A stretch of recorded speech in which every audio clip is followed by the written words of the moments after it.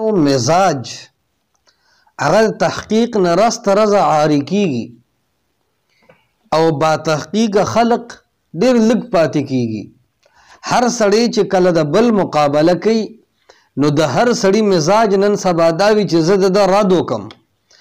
دا د هیڅ اراده نه وي چې په دې مسله تحقیق وکم چې دا مسله د اختلاف گنجائش لري یا نه لري، اختلاف رائے گنجائش لري یا نه لري.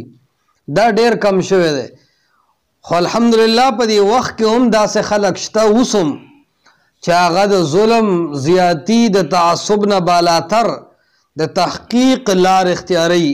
لکه موجوده وخت کې زمونږ استاد محترم ماهر اسماء الرجال علامہ ڈاکٹر سراج الاسلام حنیف صاحب حفظه الله تعالی ورعاه. د ډاکټر سراج الاسلام حنیف صاحب هر کتاب ګورا باطل په دلیل سره جواب کوي خو کنزل بته نه اوري، باطل جواب کوي خو سپک خله بته نه اوري، فضل کلام بته نه اوري. د تحقیق په اسلوب سره یو مستقل خیسته خبره کوي. لکه داغي یو عام کتاب مشهور چې کوم دی تحقیقی جائزه د البصائر جواب چې کړی د ډاګه بابا التکی دا هغه د هر عبارت داسې معقول او منقولی جوابات کړي دي چې حد دی په، لیکن تو ګوره په ټول کتاب کې سپک خبره د ډاکټر سراج الاسلام حنیف صاحب نه دی لیکلی او د انتهایی د تهذیب په دایره کې هغه خپل اختلاف چې کم دی نو چلی. نو په کار دا ده چې د تحقیق لار اختیار شي، د تعصب لار اختیار نشي. حالن کې ډاکټر سراج الاسلام حنیف صاحب د دې وخت یو عظیم محقق عالم هم دی، د دې وخت یو عظیم مصنف هم دی. کتابونو کې یو جدا خوند دی. د تحقیق لار بتا ته کولاوي، تعصب بتا ته نه خي، همیشه بتا ته د تحقیق یو لار کولاوي.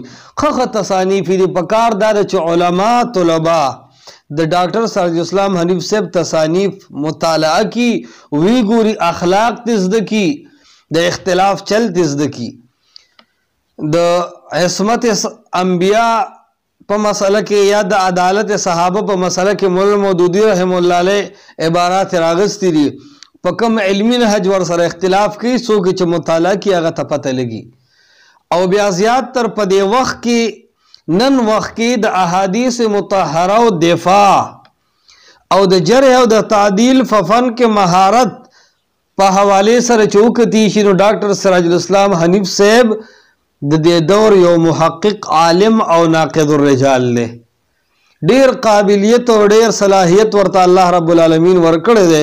او زه اکثر ملګرو توام چې استاد محترم ډاکټر سراج الاسلام حنیف صاحب د شیخ عبدالسلام رحمه الله علیه نه د امت ته یو ډیره ښه تحفه پاتې شوې ده چې څومره په انصاف سره کار کوي. نه خو جامد مقلد دی چې بس د چا خلکو آراو پسې روان شي، نه خدا سے دے چې بالکل آزاد خیال دے بس قرآن او سنت په هر چا باندې مقدم کی او په اخلاقی طریقے سره خپل رائے چې کم دنو هغه پیش کی. هم دې طریقے سره د امت اختلافات هم کنټرول کی دي شي، هم په دې طریقے سره د علماء هغه تشدد او تعصبات هم ختمي دي شي.